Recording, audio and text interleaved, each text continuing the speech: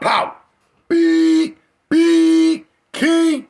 Get free or die. Heavy is the head to wear the crown. All right, kings and queens. Y'all already know. Hit that like button. Hit that subscribe button right here on KINGJAHPOWER.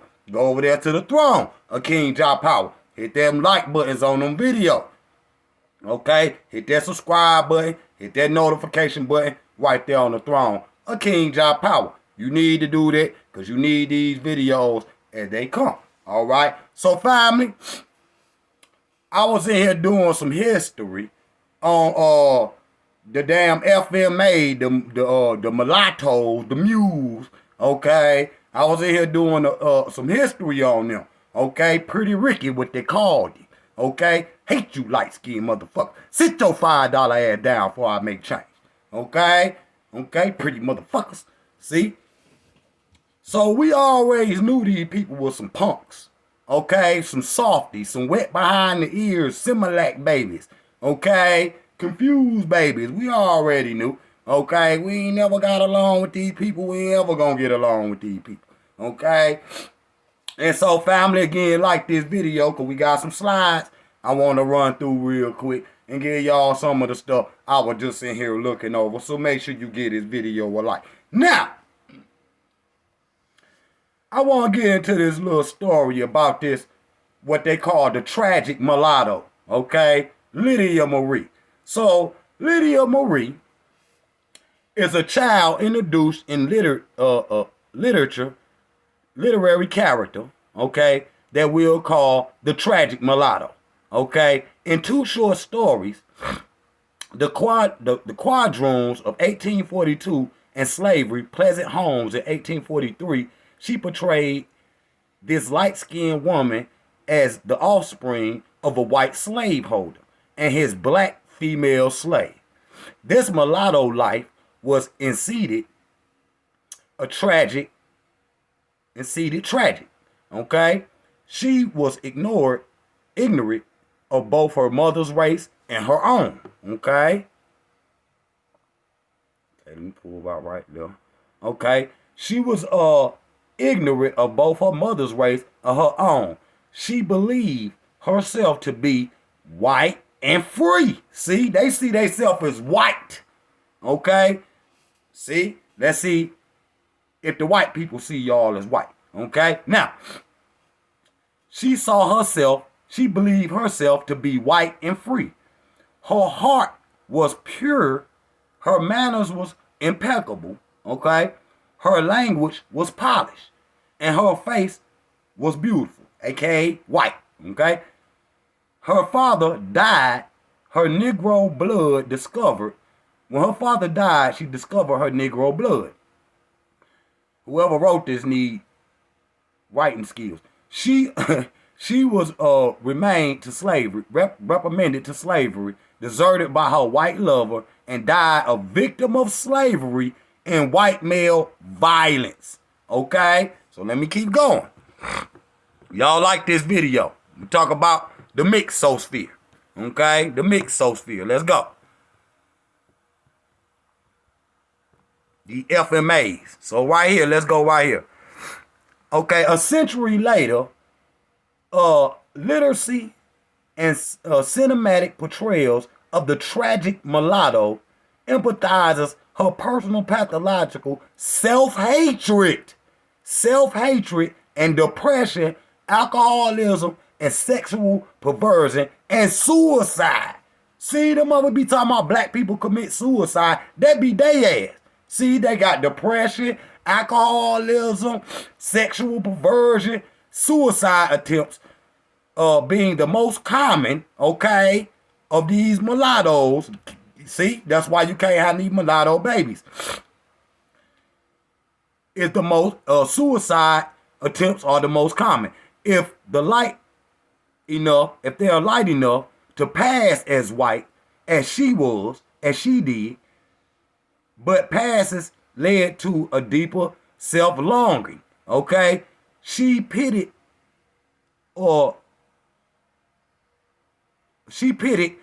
desperate blacks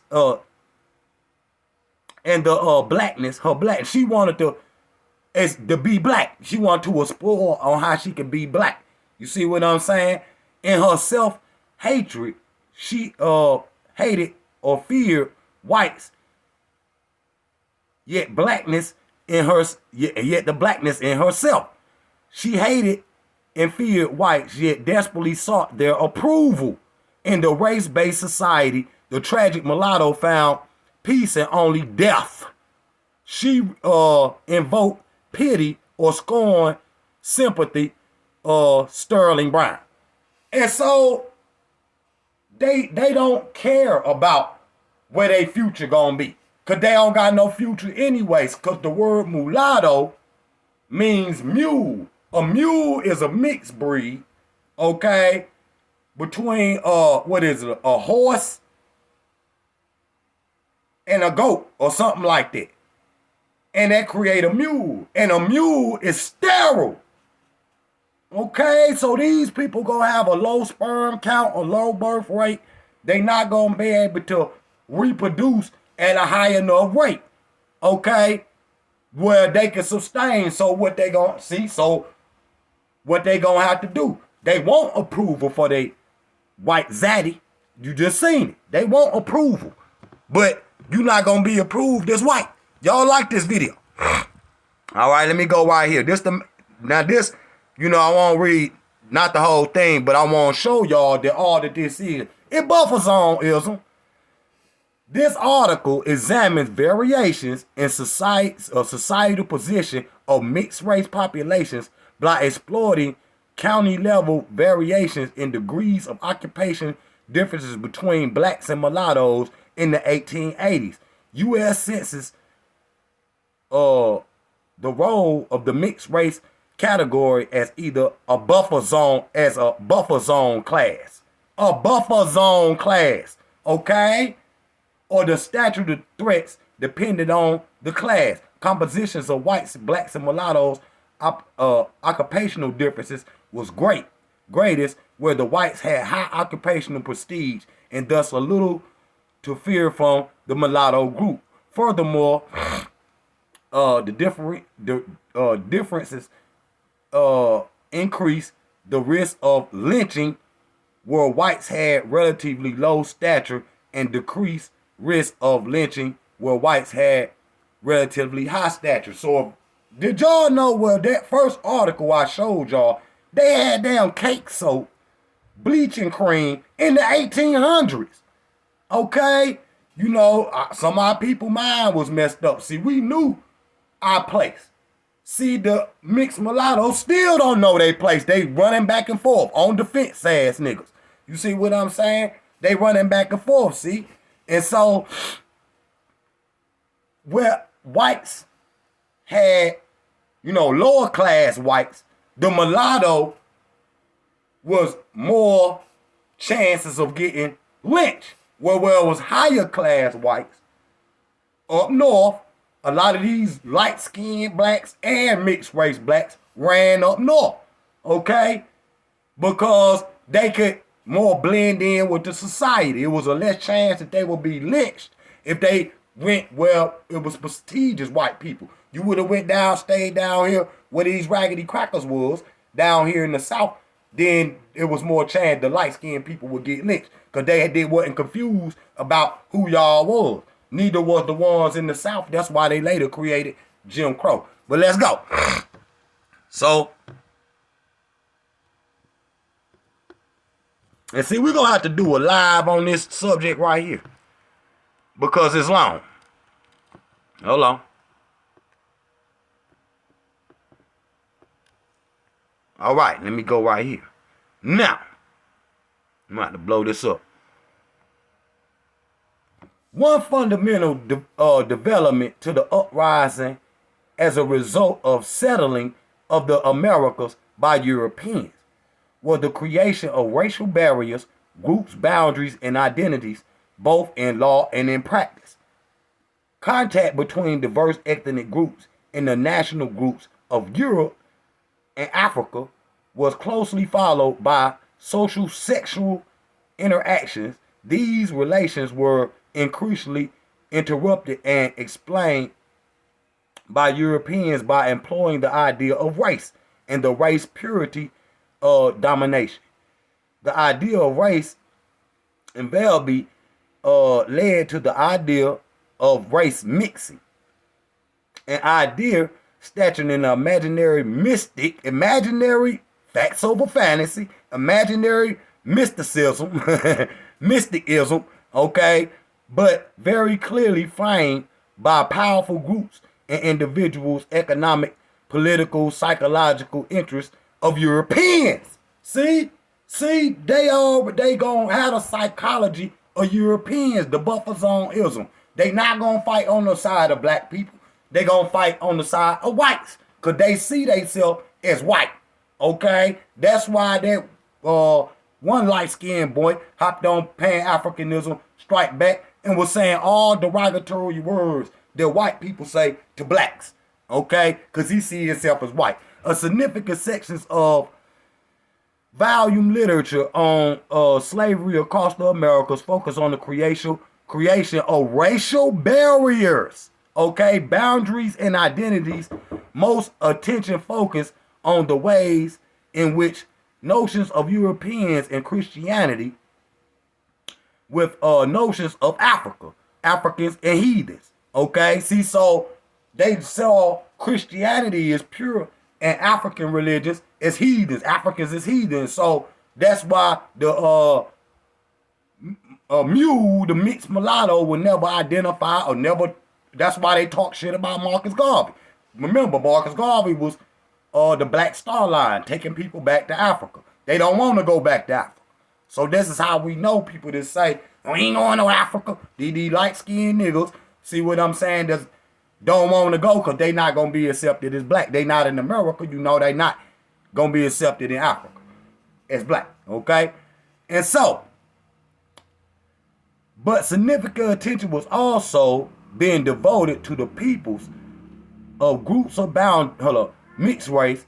There are studies of single territories as well, comprehensive studies as reads literature can one direct consensus around the characterization of the definition, circumstances, attitudes of people, mixed race. It argues that there are fundamental differences, treatment in the territories of the British Caribbean islands, British Caribbeans, and North America. Okay? Now, hold on, boom. So what is Tariq doing? Okay, so he done had another little mixosphere, another mule, a mixed mulatto. Okay? See? Again, shout out to Afro Think Tank. If it wasn't for him, see, he came up with the mixosphere. I got you, King. See, I got you. If y'all frame it, I'll put it in the play. Okay? Now, so you see, this man that got all these white babies, so you see what his philosophy gotta be. Okay? He done lived this life. Okay? And Tariq black, his mama black, daddy black. Okay? Far as we know. Far as we know. But, so, he not gonna be considered as no mulatto or nothing. But his children could pass for white. You see what I'm saying? So he gonna have to try to build something in America that can shield his children, okay, from racism from blacks and whites. See what I'm saying? So his children is the one, the tragic mulatto, okay? The tragic mulatto. They have a high suicide rate, sexual deviance, alcoholism, drugism, okay? And hate on black people-ism, okay? Nasty mouth, okay? Nasty mouth, okay? So look, we ain't done. We ain't done. Got some more for you. Hold on, because I want to show y'all how people, they not fooling nobody. Now, this Black Power sister named Jacqueline Cunningham, she wrote a specific piece about Tariq and these mules, okay? These mixed sterile mulattoes, okay? Don't throw them no bone. And, oh, man, she light skinned, man. I want get out of that. She do the red bone. The red bone is a black. It's a difference. It's a difference between what y'all call red bones and high yellow. They black. Mama black, daddy black, granddaddy, grandmama, everybody black. So it's a difference between them two. Then the mixed race, okay? But some of them light skins, okay, it's gonna have some of the same sentiments about Africa, black people, as the mixed race mulatto, okay? So listen to this, what this sister had to say. Tariq Nasheed and his wife, Peanut, have their newborn mixed baby. The wife is a non-black. And this makes 2 out of the 3 babies she dropped already for really good works for Tariq Nasheed has done from his Hidden Color series. His new documentary, Butt Breaking, I've even came to view him in an entirely different light. He seems to really enjoy calling black women and men ratchet and dusty and other negative terms. He's now on this fundamental, foundational mixed Americans, okay, mantra, feuding with the African immigrants and perpetrating negative stereotypes of indigenous Africans. Yet his wife, mama, is a whole white woman. But Tariq insists his wife is black after being called out about her ethnicity. I kind of lost respect for these teachers who bend his rhetoric to accommodate his own directives. I told y'all. See, I ain't the only one that can see this. He says he's all about black unity and empowerment, yet he lives in a predominantly white gated community and rails against any other black leaders that might take the spotlight off him. His capitalism has become his main focus instead of teaching. I'm keeping the CDs and books I have of Tariq because I've learned from them. But I'm pretty much done with this brother. And this brother, the teacher, has stopped practicing what once he preached. Stay vigilant, Black Nation. See? So this nigga not fooling everybody. Everybody can see that this nigga is on a mixed race. See? He on a mixed race. See, he a buffer zone for the mixed race. Okay? And the mixed race is a buffer zone so for blacks can't get to whites. Okay? They a fucking gate. Okay? That push back on anything black. Okay? But Tariq, y'all can't claim the word black, and in reality, y'all niggas is mixed. Y'all is mules. Okay? So this really is black versus mulattoes, nigga, and y'all don't want no beef. Cause y'all niggas soft. Y'all is wet behind the ears. Okay? Similac babies. Okay? And you use a softy. Use a softy. So I see why y'all pick Tariq as y'all leader. Not just because of what he say, because he's soft too. See what I'm saying? Nigga lick his lips more than LL. Okay? For real. And so, you niggas is busted. You busted. You busted. You niggas is just a buffer zone-ism. You niggas is the mix. Oh, fear. The mixosphere. So really, we done beat the fake-ass Indians, the Moors, the Israelites, the goddamn FMA, ADOS. We done beat every group. Okay, now Black Power reigns supreme. Because we done busted every group. Okay, we done went down in y'all history and seen what y'all was about. And now that we done did this to FMA, Black Power back on top. Respect. Jop out. Big, king. Get free or die. Heavy is the head that with a crown.